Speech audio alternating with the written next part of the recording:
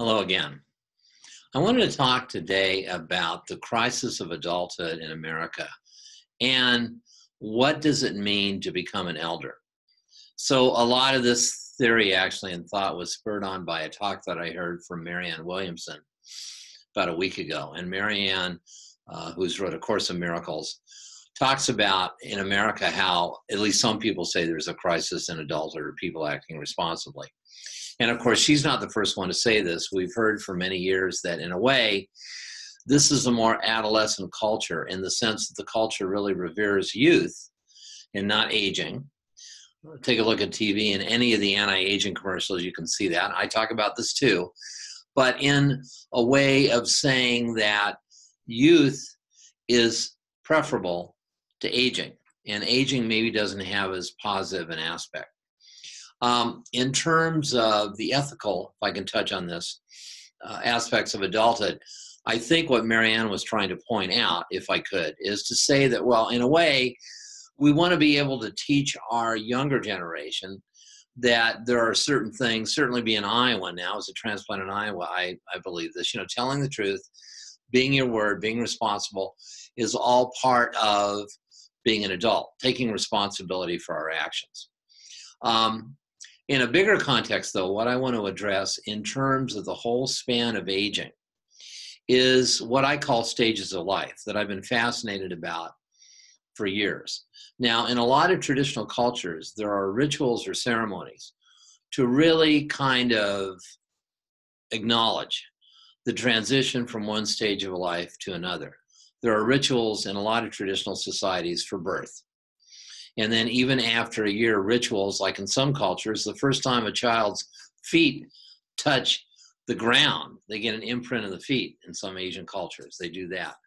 There's a transition in cultures for being a toddler. There's one for transitioning to adolescence. And a very important tradition that a lot of people talk about, one book called Betwixt and Between that I recommend you read. It's a great resource for this in terms of rituals and tradition.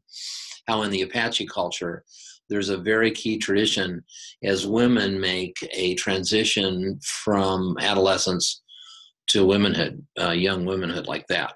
So there can be a culture for that and a ceremony for that. There can then be ceremonies for transition to young adulthood and even middle age in terms of rights and responsibilities, and then elderhood, and then transitioning into elderhood.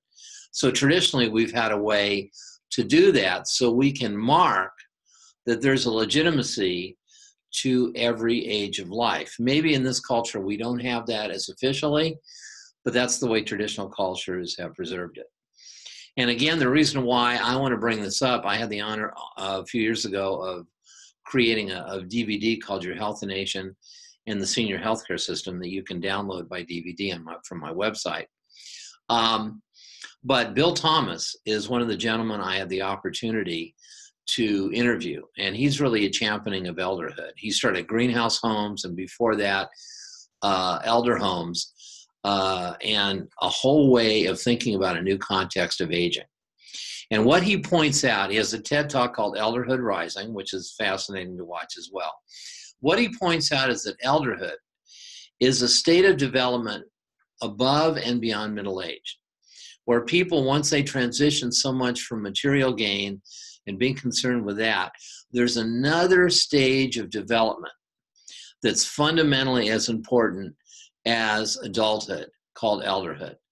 And he mentioned, as I was interviewing him, in the baby boomer generation, in the next 10 to 15 years, we're ushering about 70 million people into that stage of elderhood. Now, one of the reasons I mention that is that in terms of the way our culture has sometimes looked at aging, they kind of have been warehousing elders and putting them off somewhere at a distance, and they're not really part of the flow of the culture, although a lot of senior communities are looking more about inclusion and including the elders in part of the conversation with the community. If you look at some of the other things that people have done in terms of aging and also blue zones, and I talk about a lot about that in my book as well.